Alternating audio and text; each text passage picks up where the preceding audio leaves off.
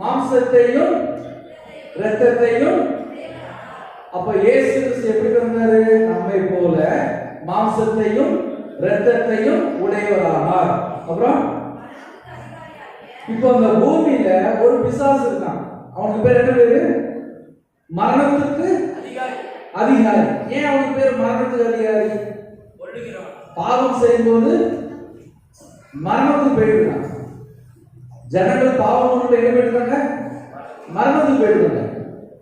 அந்த மரணத்துக்கு அதிகாரியாகிய பிசாசானவனை தமது மரணத்தினாலே அழிக்கும்படிக்கு ஜீவகாலம் எல்லாம் மரண பயம்.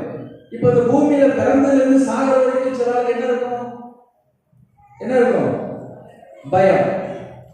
எந்திரிச்சா பயம், உட்கார்ந்த பயம், ராத்திரியான பயம், காலையான பயம் இருக்கா இல்லையா? ஜீவகாலம் எல்லாம் மரண பயத்தினாலே அடிமைத்தனத்திற்குள்ளானவர்கள். சொல்லு பார்ப்போம். அடிமைத்தனம். இது என்ன அடிமைத்தனம்? மரண பயம். ஜீவகாலம் எல்லாம் மரண பயம். சின்ன வயசுல இருந்து சாகுற வரையும் ஒரு பயம். ஜீவகாலம் எல்லாம் மரண பயத்தினாலே அடிமைத்தனத்திற்குள்ளானவர்கள் யாவரையும் விடுதலை பண்ணும்படிக்கு. இப்ப இயேசு கிறிஸ்து எதுக்காக பிறந்தாரு? எல்லாரையும் விடுதலை செய்யணுமா?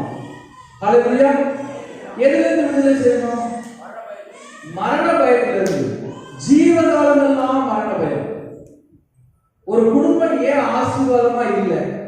ஒரு சின்ன கேள்வி. ஏன் ஆசீர்வாதம் இல்லை? அவங்க ஒரு பயம் உள்ள இருந்துட்டே இருக்கும்.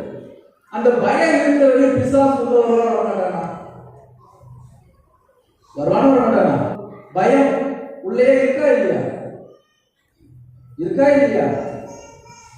அப்போ ஒரு பயம் உள்ள இருக்கிற வரையும் அந்த இடத்துல பிசாசால உள்ள வர முடியும். ஒரு மரண பயம் உள்ள இருக்கிற வரையும் அந்த இடத்துல பிசாசு உள்ள வர முடியும்.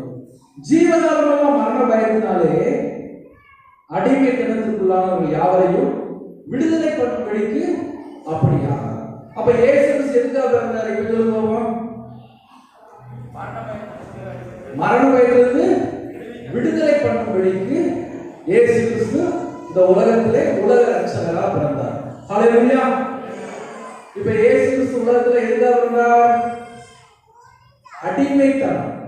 இந்த அடிமைத்தனம் என்ன அப்படின்னா பயம், மரண பயம். நான் அந்த தப்பு பண்ணிட்டேன், என்னை பிசாசு பிடிச்சு வச்சிருக்கான், எனக்கு ஒரு விடுதலை இல்லை, என் வாழ்க்கையில் ஒரு சுகம் இல்லை. எத்தனை வீட்டுக்குள்ள இருக்கு?